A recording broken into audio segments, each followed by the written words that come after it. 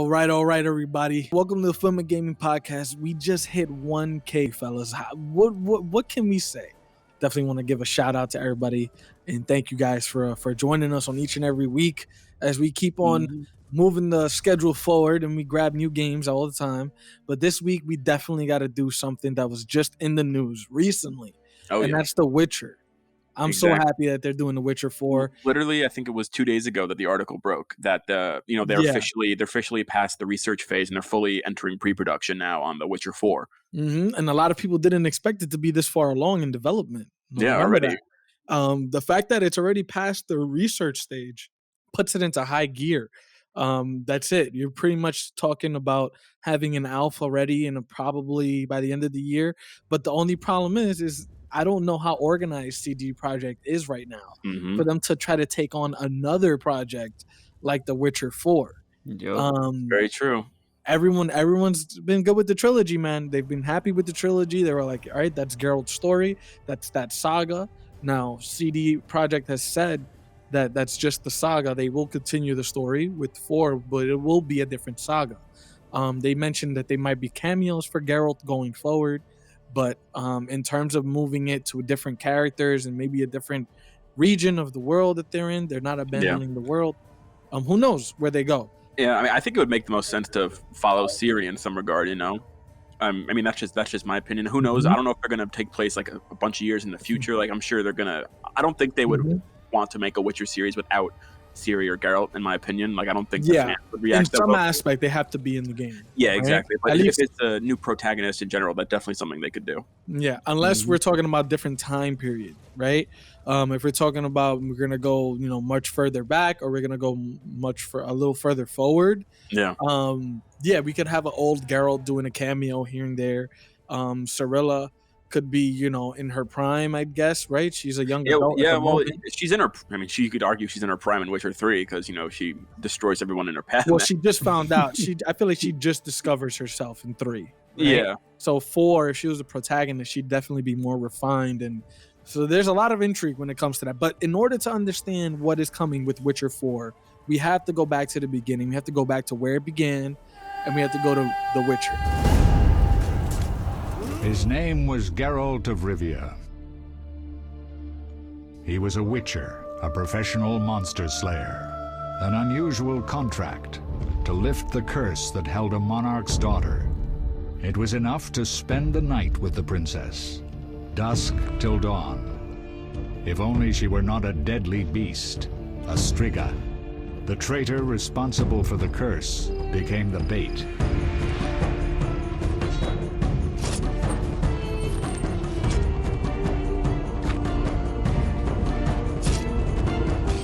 Right? Yep, all the way back to 2007. All the way back to, what was it, 2006 you said? Yeah, 2007.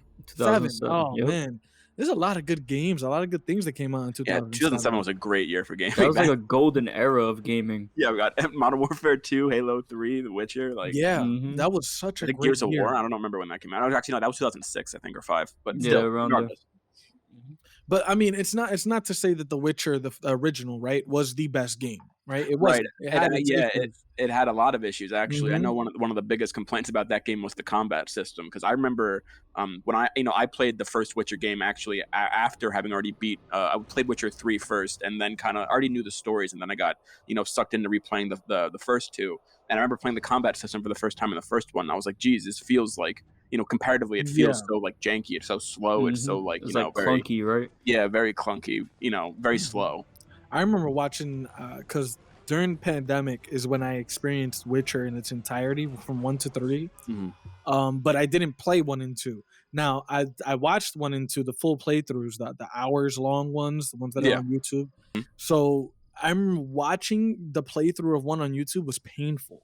It was just whenever the combat did come up, it was so repetitive, and it was so janky and very robotic in a way. I could definitely see why people had problems with that particular mechanic with the fighting. And then you also have the story of the world, and I think that's what held it up. So I was gonna say that's what really got everybody into it. Exactly, the world building, I think, is really what sucked everyone in at that time. I mean, it was 2007 when the game came out. The books, well, the whole series. I mean, I guess we should touch on this too. Is the actual, the book series written by.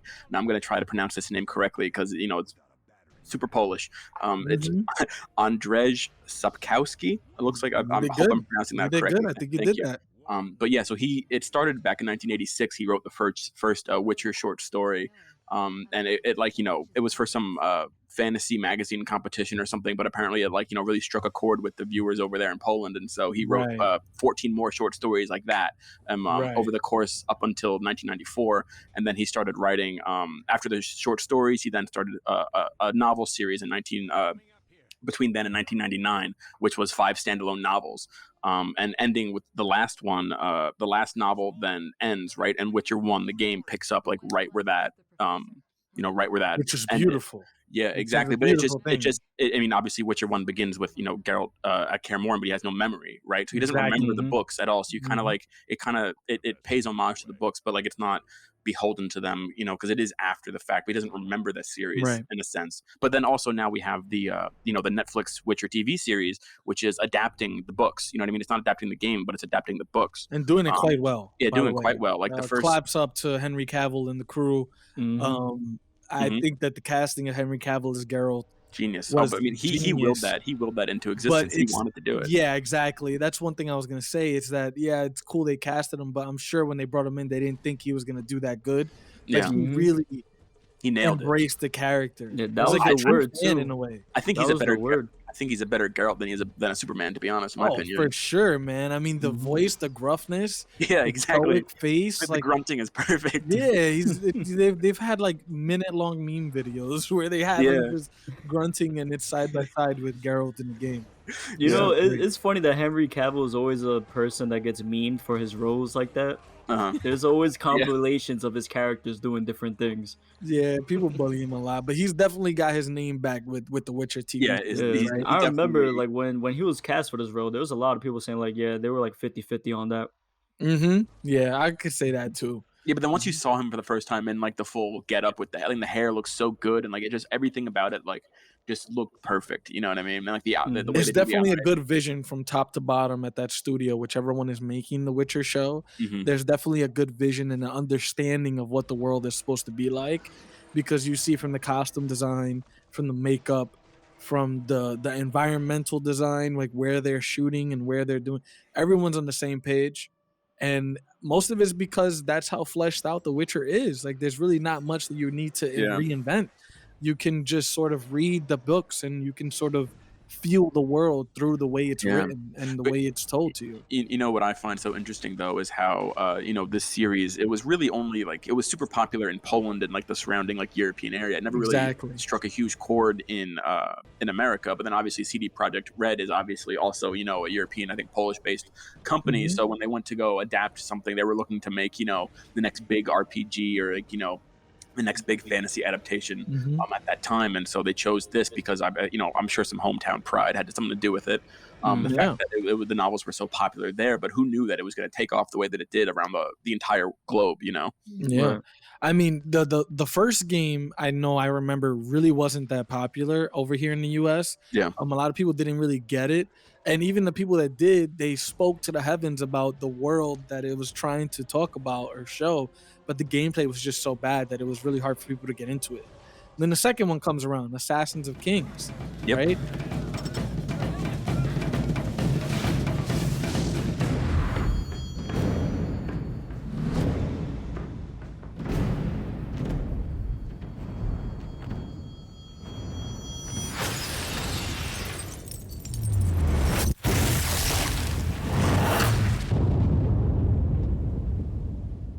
And this one really just changed up the engine. It changed up a lot Mhm. of the combat. It was non-linear in a way, but it did have open sandboxes in that one. Yeah, So they started evolving it. and I was But gonna say, and also they adjusted the combat system, but also I think the story. In the first game they didn't really have. They had a moral system, but not like I don't think like the choices really defined the ending like they did in the right. second and third game. hmm So this was around the time when you had Mass Effect, right? Out, making Mhm. you do the choices to change the outcome of the Um, game.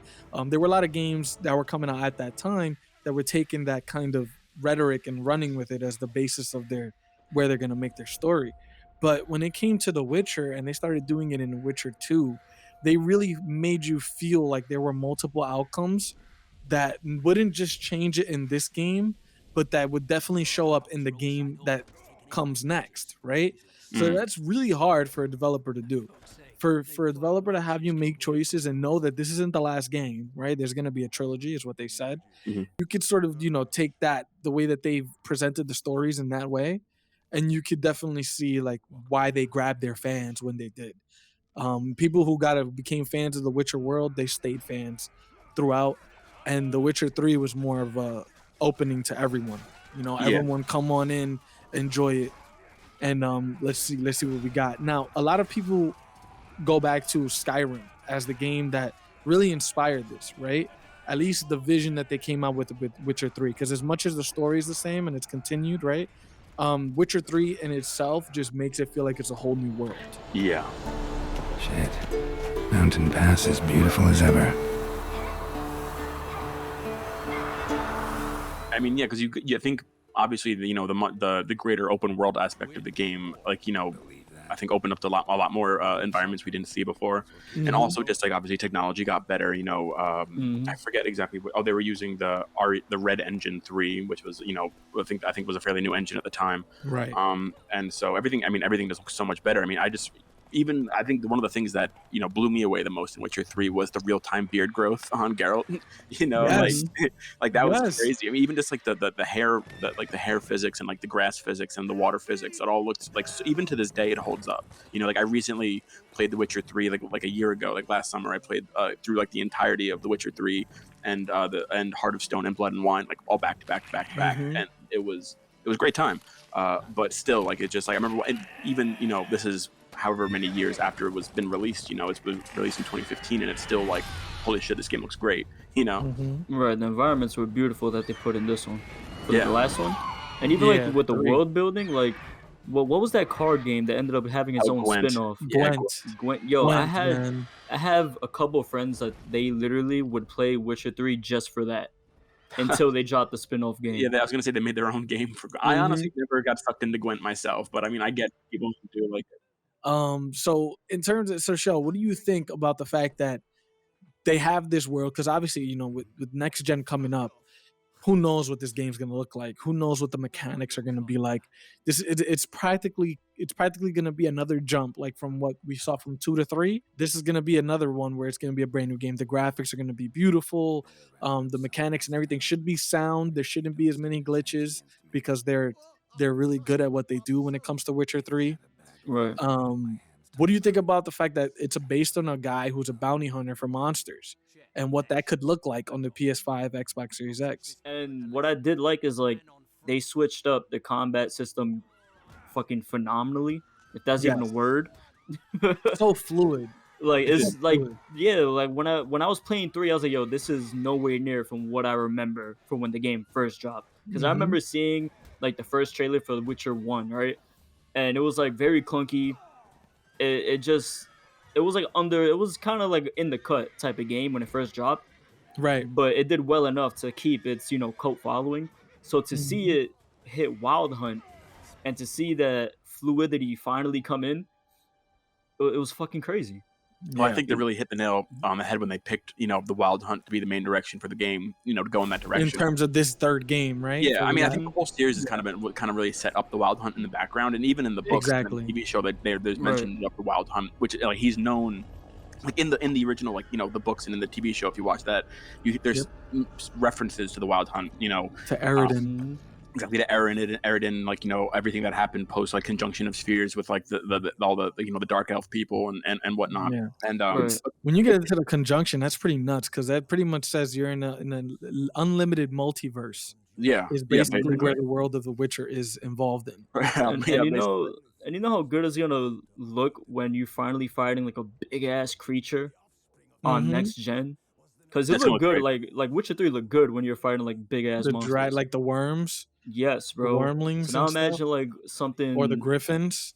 Yes, Oh, yeah. bro. Imagine something like big like that on next gen. Mhm. And if they decide to put a whole new engine on it. Yeah. One thing actually I'm curious about for you guys, because I just popped into my head. not to change topic really that much, but what was your guys' go-to? At least, I guess primarily Witcher 3. What was your go-to, like, spell casting? What was your strategy in combat? Because I feel like I had to, like, develop like a combat style over the trial and error in that game to really get good and progress. I remember using Ard a lot. I would use Ard a lot, and I would always have concoction, or I forgot what it was, but anything that would, what were the liquids that you could put on the swords? Oh yeah, like the oils and the grease, The or whatever. oils, yes, oils. I would always have an oil, whatever I would need for the situation. I would always spend the time actually preparing for the mission. So like a lot of people, there's two different ways you go about it, right? Gotta do your research, man. Gotta get the book, the bestiary. Yeah, man. Honestly, when I first, you gotta understand, I had watched Witcher 1 and 2. Yeah. But everyone who's played Witcher 1 and 2 will tell you Witcher 3 is completely just its own thing. Because it was heavily inspired also by the Soulsborne game, so they really upped the difficulty in the combat style. And then you also had the RPG elements of Skyrim, in terms of being able to find all these swords and armor everywhere, and different schools give you different armor and armor sets, right? It really took a lot from the industry around all the best parts, exactly, and just put it into one game. And for me, when I watched 1 and 2, that was for story and all of that, when I watched the playthroughs on YouTube. But when I experienced 3 during pandemic, it was probably one of the best experiences I've had from beginning to end, in terms of it grabbed my attention right away and I didn't want to stop playing. So it wasn't just about the gameplay and, going straight in gung-ho and swinging swords and all that, because the animations were amazing for that. For me, I actually took solace in preparing for every mission. There was ways to go around and find plants and mix them together with any different ingredients and create concoctions and create oils and create, anything that would help you, or even just go into the fight. Just like the investigation process beforehand, to find clues and figure out what exactly you're up against, and like it's all very immersive, Yeah, I think it really if you look, games like Horizon to take inspiration straight from that. There's investigation sections in Horizon where you see the person, you see the tracks, and you follow the tracks, right?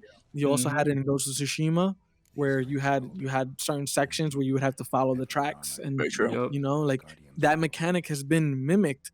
But at the end of the day, with the Witcher sense that you have and the way they brought it out, it was very Batman-esque when he got into detective mode. Yeah. You could see different things, and yellow and red means different objectives. So it was just always cool to prepare for the mission.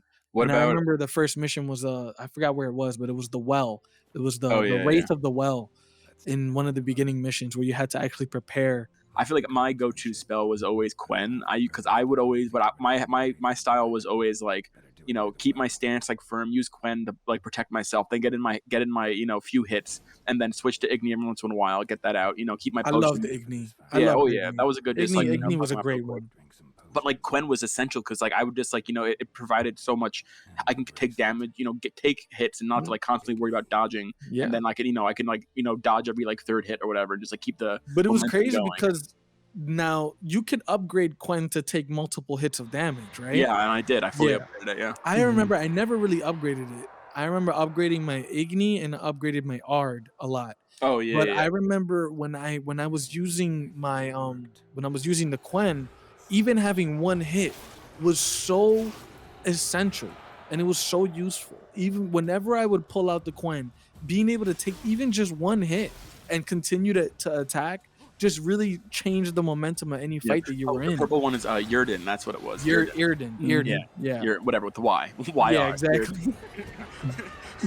Yrden. Yeah, that one really you only use when you were fighting wraiths. But I remember it was cool because even though like you only used it for that, it was the beginning of the game, so you were experiencing so much at the same time that when you got to that mission and you had to prepare, you had to put oils to fight the certain wraith, and you finally started figuring out, between silver and steel, what's the difference, like which one right, exactly. It's the little things like that, and it takes really immersive. That was one of the most mind-blowing mechanics for me. I mean, it was very simple, right? It's very simple, and honestly, it's been part of the Witcher lore. But again, remember, but it's not something most people think about. Exactly. I just watched the first and the second one through video. I kind of skimmed through certain sections, and I just kind of tried to get like a grasp of it before I played 3.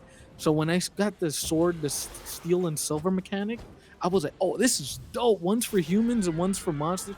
That's just, Mhm. and then you could find different ones, and your swords would get sick by the end of the game. I always love too, like when you get the swords upgraded and like the different like runes or whatever you put in them, and like like I have one sword that's like glowing like bright gold and one that's glowing like like really like fluorescent purple, whatever. It just looks so badass when you swing them. Like I love it. Like lightsabers. Yeah, exactly. It feels so badass. And like I don't know about you, I got like I think I have what armor set I was wearing. I think I have like the full wolf armor set, but I dyed it turquoise, so it looks really interesting. Yeah, there's definitely You can dye the armor. But like, looking at everything that the game offered in 3, we could talk for days about that, because there's just every single mechanic is new and fresh and really fully fleshed out. We have to talk about what happened in part 3, right?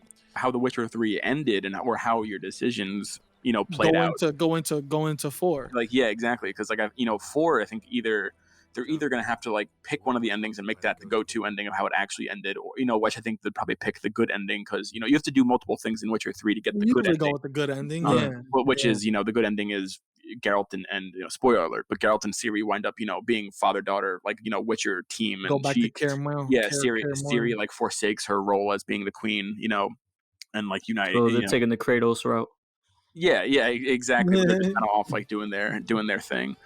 So I think and there was one version of the ending where Ciri sacrifices herself to kill, or when fighting the Wild Hunt. There's another ending where I think Geralt dies. There's a number of different endings depending on how you played it, but I think the one they would let's go back to the beginning of 3, right? So in the beginning of 3, you wake up, I believe he's with Yennefer in the beginning in that tower taking a bath, right? And he gets out and he's like, all right, you're pretty much learning about the game, and you learn that he's looking for Ciri, right? Yep. And he's on this endless search for her, but he then gets interrupted by one of the kings in the game, Emir, who I guess another thing that kind of touches in the novels they don't really talk about too much, at least like right away in the games, is Emir, who's like the leader of Nilfgaard, right? Who originally hires Geralt to to look for her. Exactly, to look for her. Which is kind of like what you're doing, but it's funny because back when I forget Ciri's mother's name, but she was the princess of Nilfgaard or whatever, and she was in love with Emir, but he wasn't like of the high, he wasn't like noble or whatever, he wasn't like high blood or whatever. So he had a curse on him where he looked like some grisly little like hedgehog type thing, and Ciri's mom was actually in love with him and was like going again. There was like a whole like Romeo and Juliet type thing, and there was at one point where her father Emir was about to die. He was about to get killed by someone, and Geralt intervened. Geralt intervened and saved him, and so that was the lost surprise. And that was when they found out that Ciri's mom was pregnant with her, and so it was like, oh shit, that's like Geralt's like the lost surprise, because he invoked the lost surprise as payment. He was like, they're like, how do you want to be paid? He's like, oh, lost surprise, exactly. Lost surprise. And because he didn't think anything of it, he didn't think, he thought it'd be nothing, and then turns out she was pregnant. So once the shit goes down in Nilfgaard and Ciri's on the run, he's obviously like bound to her by destiny. So and that's kind of like it's touched on in the games obviously, but there's a lot of shit in the books that play into it that I think not everyone is aware of. It's definitely got a lot more branches to it than what was shown in the games. There's definitely a lot of other I guess events that can happen or maybe have happened in an alternate universe, because remember, this is an infinite multiverse that we are in when it comes to Witcher 3. This is also why the TV show is good, because the TV show is kind of telling a more condensed, streamlined version of all that shit. I think like most of the first season, like each episode was a short story kind of thing. Right. So they're kind of like adapting all that stuff for the and I know that I forget the showrunner's name, but the showrunner of the show has a plan to do 7 seasons of the show. That's like the plan, and everybody who all the actors are on board for 7 seasons. So that would be insane. Yeah. Oh my god, I can't imagine final season. And the plan is to adapt, I think, up until the beginning of the games, kind of like exactly to do all the books, like everything. So that'd be sick, and I think it'd also be better for modern American audiences, especially who may not be, inclined. They're not familiar with the early origins of the Witcher. Yeah, or who may not want to dive into like some old Polish fantasy books.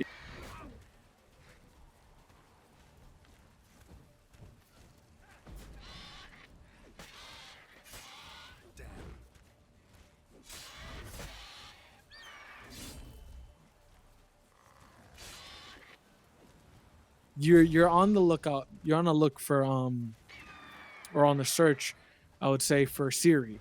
And she's she's obviously everywhere she is. When you get there, she just left. It's that mechanic. Yeah. Again, where they're trying to move the story forward in that way. But then they had you jump over and play a Siri for sections of the game too. Yes, they did do the back and forth, which was also super interesting because Siri was a nice breath of fresh air when it came to her gameplay. So overpowered. Her dashes. Yeah. Her dashes were insane. Insane, man. Like, I destroyed everything when I was Siri. That's the only thing that makes me think that Siri wouldn't be the protagonist of The Witcher 4, because they already established how OP she is as a playable. They would have to nerf her so much to make her like your regular, a scalable character. To grow as the game goes. Yeah. Exactly. Like, to me, like, I don't know, it doesn't really, like, if they already established in the third game how like overpowered, unless they do some sort of contrived plot convenience that like maybe she's got to like, relearn some shit or get her power back to full strength. They could do something like that.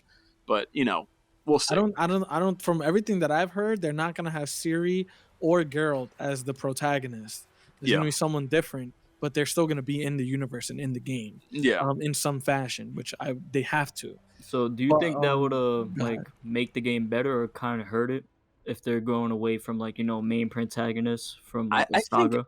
I think as long as they're in the game, it's okay. I think they can introduce a new protagonist or maybe like even like a new Witcher. As long as they cast it right, that's the key. It's like they got to get the right person. They got to get the right person to carry the torch. They could pick up with like Geralt having like, I mean, obviously we know the speculation that the school of Lynx, right? Like that's what the only image we have from The Witcher 4 is that the image of the medallion in the snow, and it's obviously not the wolf medallion or any medallion we've seen before, and there's a lot of speculation that it's a Lynx medallion, which would be one of the fan fiction theories.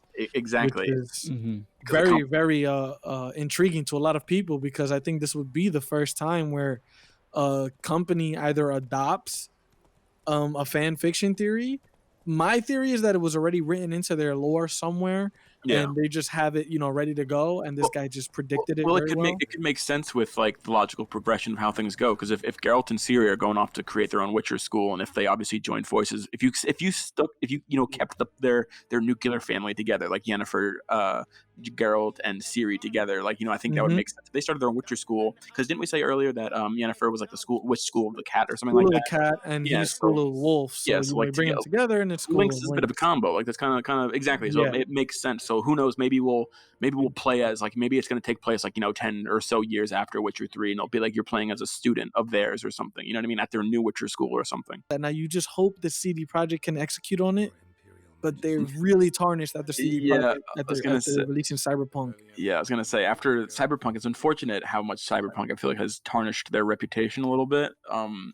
In terms of, especially with, and it's unfair in a way, because you see how detailed it was. It's almost like the game was too ambitious. Yeah, you know what I mean. It was too good. It was too good to be true. And even like I know people at the studio at CD Projekt Red made the argument that it was like the fans constantly badgering them to release the game, so they finally conceded. Like I get that. Like fans can be toxic in that regard, but also like just know your fucking game too. Like right. But at the same time, I feel like that shouldn't be an excuse, man, because you're the creator. You shouldn't be pressured.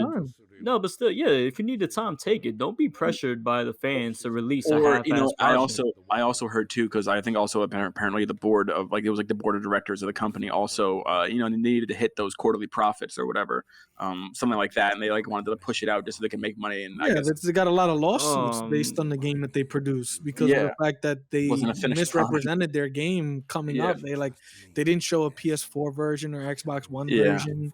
Like there was very shady movements. Yeah, they were only giving PC versions for gameplay. You guys actually want to hear something funny? Because I remember when CyberPunk first came out and like the whole controversy about the older generations, it being like shit graphics and stuff came out. I remember I was like, all right, I'm gonna hold off on getting CyberPunk because I was waiting to get my PC and I didn't have a PS5 or an Xbox Series X. So I was like, all right, I'm going to wait to get the game because it's not worth getting on my, previous gen consoles that I have. So I was like, all right, I'll wait.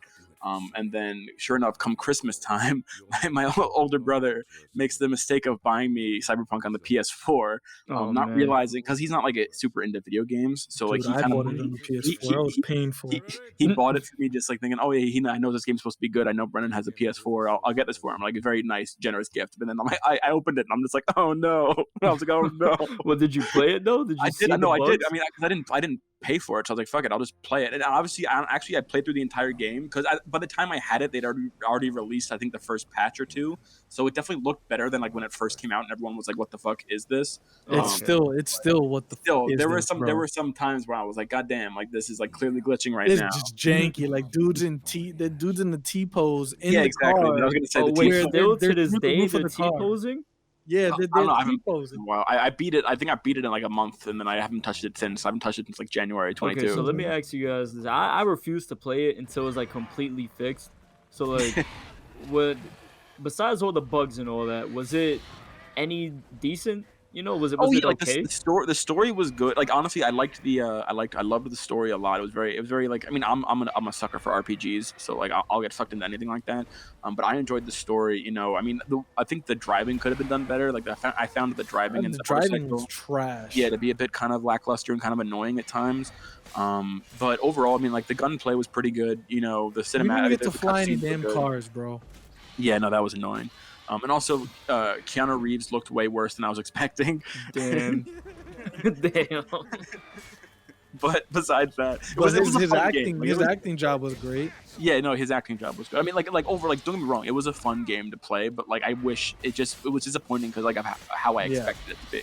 You know, What it did well, it did very well, and what it didn't do well, it just kept throwing it in your yeah, face. it just ate complete shit at it. Yeah, Oh my exactly. God. So, but in terms of The Witcher and what that gave CD Projekt, like, you know, they haven't messed that up yet, you know, and it's what they're familiar with. It's what they understand how to code it. They understand what the mechanics are. They understand the physics of everything. You know, when it comes to The Witcher, it's what they do, and they kind of deviated from that for a little bit.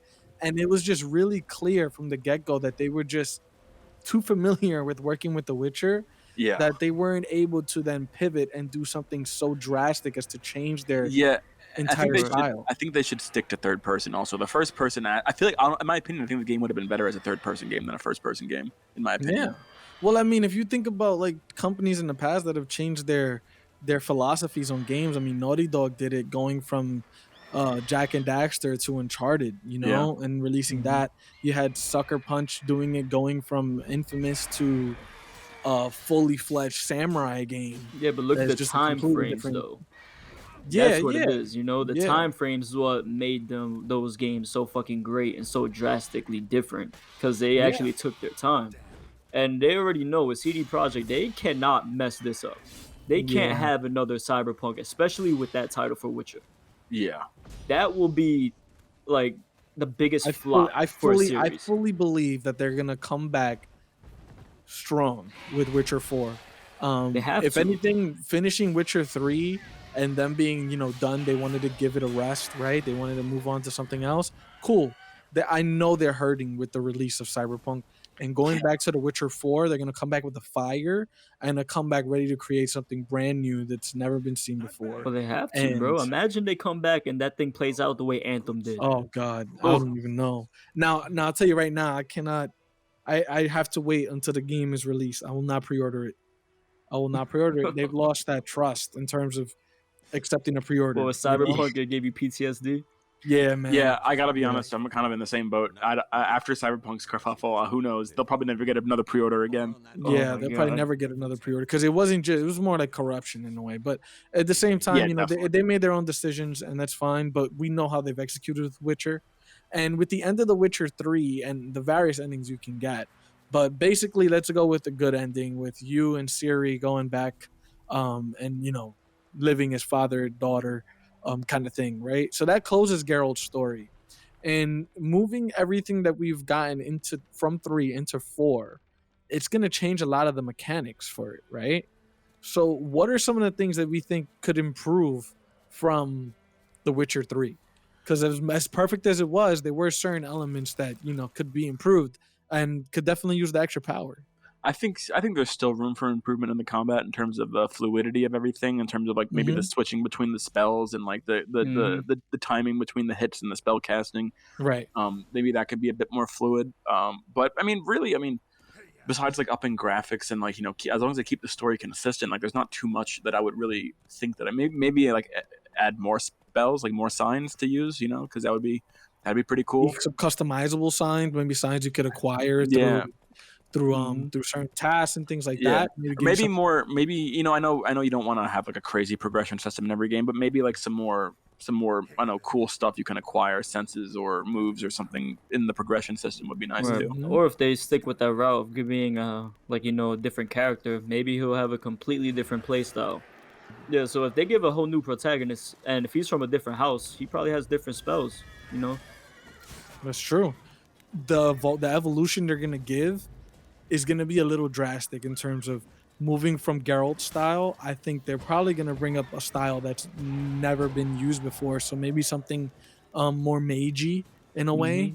Not very focused on combat. Who knows? Maybe it's someone that has spells that can control animals, or has an ability to do something like that. Who knows? But now that you I think mentioned they're very much gonna abandon the sword style that was there in Witcher 3 for something that they think is going to be better, and a little bit experimental. Now that you mentioned that, it brings me to like how we spoke about Devil May Cry a couple last episode, wasn't it? Where you had Nero and Dante, where they fight similarly, but Nero has a completely different moveset.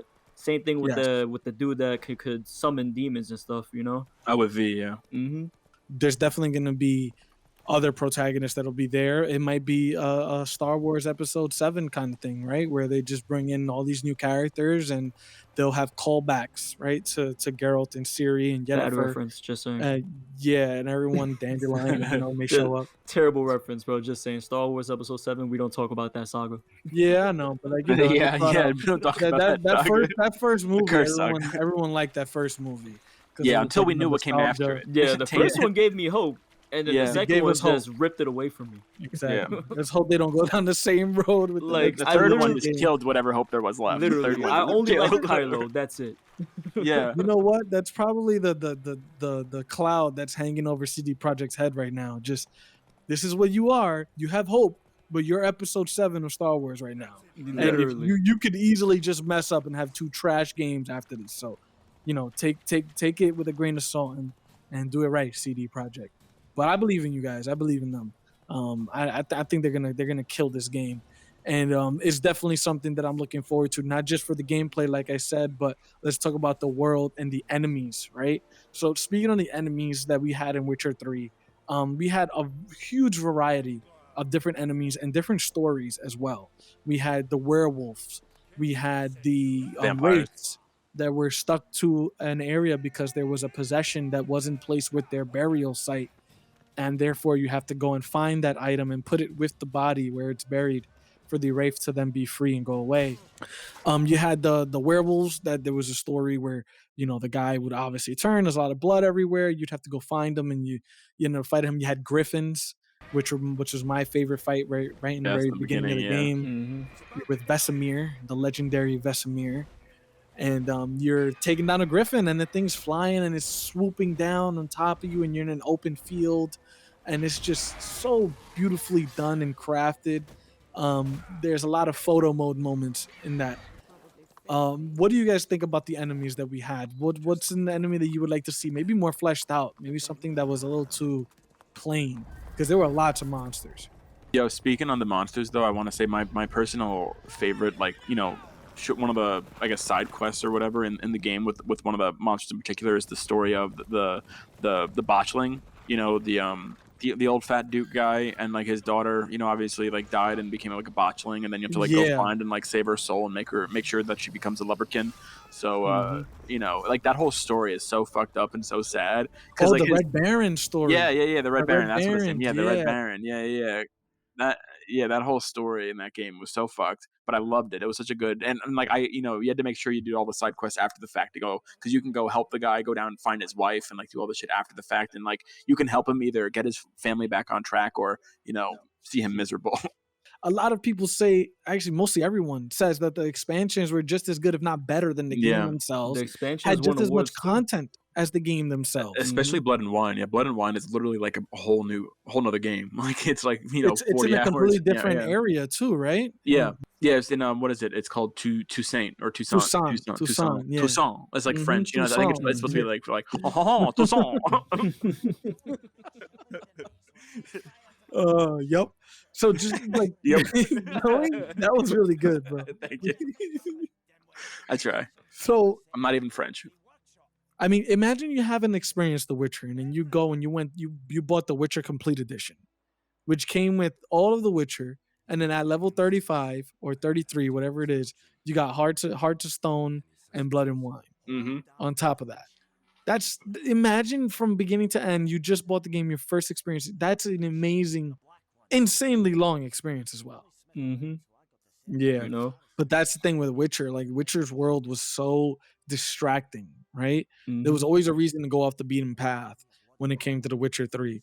So you'd walk off and you'd find a mansion, right? And then you'd go in your Witcher sense and you'd see that the mansion has a story to tell you. It's got things in yellow and things in red. You start investigating, and Geralt starts talking to himself, as he always does, out loud. You know, the old NPC videos that are coming out now, where it's like what it's like to be an NPC in real life. I don't understand why they got to talk out loud to themselves, but, you know, it's so that they can help us play the game. They got to narrate to their controller, man. And then you end up finding this insane story, like, you know, from this mansion off the beaten path just because you decided to take a left instead of go straight. It was very adept at doing that, at distracting you and then engrossing you in stories all throughout the world, everywhere. Only other game that I think is really doing that as effective right now is maybe Horizon Forbidden West, and Red Dead Redemption 2 did it very well as well. Yeah. In terms of whenever you go off that path, you're gonna have something to find out, a story to get told to you. That in Witcher 4 could be very amazing in terms of being able to branch out and find all these little side missions. So you guys remember any other side missions besides like the Red Baron? You guys remember any other ones that caught your attention? I remember one. I always, you know, I can't think of anyone in particular, but I just remember like particularly loving the side missions that involved Dijkstra. I always found his character to be enjoyable, and like how Geralt and Dijkstra like bounce off one another. They're kind of like friendship, but also kind of like antagonistic, like relationship with one another. Like I always always mess with each other. Yeah, exactly. And just like I know there was one side mission where like he sends you to go like assassinate some people or something like that. I think it was like a deadly plot or something like that. I forget exactly, but I remember like that, like, you know, all those missions with him were always enjoyable. I remember Dijkstra. I remember all the side missions with Dandelion too. Oh yeah, They're always interesting. There was always like him messing with some man's girl, or no promiscuous and all that. You know, they changed his name to Dandelion in the games because I forget in the show his name is not Dandelion because in the books his name isn't Dandelion. It's something like really like Polish, I guess, and hard to pronounce maybe, but they stick to that name in the show and the books, and they created the name Dandelion for the games. Wow. That makes sense because the character that seems like it would be him in the show is not named Dandelion. Yeah, but that is the character. That is him. That is the Dandelion character. Yes. Yeah, it's the same type of person. It's like I was really confused by that. You just opened up my eyes. Yeah, and honestly, I forget what the name is because again, I'm terrible at speaking, you know, Polish. So we don't blame you, bro. We don't blame you, bro. This game has so many missions. Like I had to look for a name. Well, it was like a meme for the longest time that like it was the meme for the longest time that no one like has finished the game. You know what I mean? That like everyone gets lost playing side missions and never finishes the actual game, except for me. I beat it. I beat the game. Wait, you 100%ed it, Brendan? I beat the entire. I mean, I don't know. I beat every mission in the DLCs, but I mean, I don't know if like I haven't beaten the DLC. I haven't like fully. I don't know if I've like fully upgraded and got every single like, you know, armor set or whatever to like 100% it, but I definitely story wise did every single nook and cranny of the story. Yeah, I definitely have to go back. Now that we're talking about this, I have to go and finish Hearts of Stone and Blood and Wine. When I tell you, I actually bought it on PC, so it's gonna be great. When I tell you I got sucked into that game, I got hardcore sucked into that game. So I spent my life, you know, hours a day. It's like 10 hours, 15 hours a day. It was Skyrim after Skyrim, right? Like so many games tried to replicate the Skyrim formula of that amazing deep world that just had all these stories in all these little crevices in the map and just a huge expansive map. When I found the Skellige Isles, I was overwhelmed at that point. I was like, I can sail between all of these islands. Are you serious? And this isn't like, I remember when Odyssey first came out, when Assassin's Creed Odyssey first came out, that game was immense. And it was just, but a lot of the islands were close together. Like you were never sailing for a really long time. You know what I mean? Everything, there was stuff everywhere. It was just too much. It was too much cluttered together. But when it came to the Skellige Isles, like that journey from each island it was distant enough where you could enjoy the view, enjoy the scenery. The animations of the boats in the water were awesome, and you just had this amazing view, and you knew you were going to an island that was completely different from the other. Very stormy. I don't know what it was based off of. Maybe it's based off of like Scotland in a way, or maybe like Northern Ireland. Probably. I think the way the characters, like the native people of Skellige, were like presented, it seems a bit Celtic to me. Yeah, I mean, like who is that big guy with the red beard? You mean? I forget his name. Like a mix between them and Vikings in a way. Yeah. You know. Yeah, exactly. So when I discovered the Skellige Isles, I was overwhelmed because I was like, this is also here on top of the top of that last map that I was in. I thought was the whole world, and that's it. And I'm like exploring and everything, and then you go through Blood and Wine, and it takes you to Tucson, which is another area that's just as big. And it's just like, wow, man, like the amount of work that they put in and how much they were able to churn out. Because remember, they didn't have this debacle that they had with Cyberpunk when it came to the DLCs in Witcher. When they released the DLCs to Witcher, everyone was like, bro, whoa, like we barely got through 75% of the game. And they're releasing a freaking DLC that's just as good, if not better, than the game itself. Some people say it's better than the game story itself just because it's more contained in the DLCs. And Blood and Wine, by far, I can't wait to play it, but I've heard people speaking to the heavens about that DLC and how great it was at closing his story arc and really just giving him his farewell. And it was just, I can't wait to play it. So I can imagine what they'll do with Witcher 4, but then also those DLCs. But they gotta let Cyberpunk go. Like they gotta let that go. Yeah, they gotta put that underneath the bed. It never happened. Like they can fix it as much as they want, put a little team to the side to fix it. I don't even want the DLCs to that game at this point. Or they could do what Anthem did, an abandoned ship. Anthem was a very sad story. That is one of my most disappointed times. Off the beta, I did not want to get that game. I never touched when they revealed it though in E3, when they did that reveal, that was one of the best reveals, one of the best hoax reveals of all time. None of that was in the game. None of that. Now, yeah, the flying was okay and everything, but nothing looked as fleshed out as good. The concept was cool. It was like watching a Avatar movie. That's what we watched. It wasn't real. Which, by the way, they announced The Way of Water, Avatar. I know. I saw. I can't wait for that movie. The trailer was really good. Oh, so beautiful. The music. I know, right? Nice. So they nailed it. With water-esque, you know? Like, they nailed it. Just let the visual speak for itself. Yeah, that's what the first movie did, and I'm happy it's gonna do that again. I want to know what's going on with that, but continue. Yeah. But when it comes to implementing all of these things that they did in The Witcher 4, I'm very excited. I know that they're gonna do a great job. Again, they're going back to something that they're familiar with, and there's really nothing much to talk about when it comes to that. The excitement is real for it. It is in pre-production. It is ready for us in about a couple of years. I would say maybe 3-4 years. Yeah, something like that. But maybe we could see it sooner. You know, maybe like I said, they did the research phase. They could be a little further along. I see a 2024 release in that window. I'll put it there just to be safe. And it was a great conversation. I mean, there's a lot to talk about when it comes to The Witcher, but most of it's speculative looking forward because each game has always changed everything up so much that you can't use it as a basis for the next one. Right? Very true. Very true.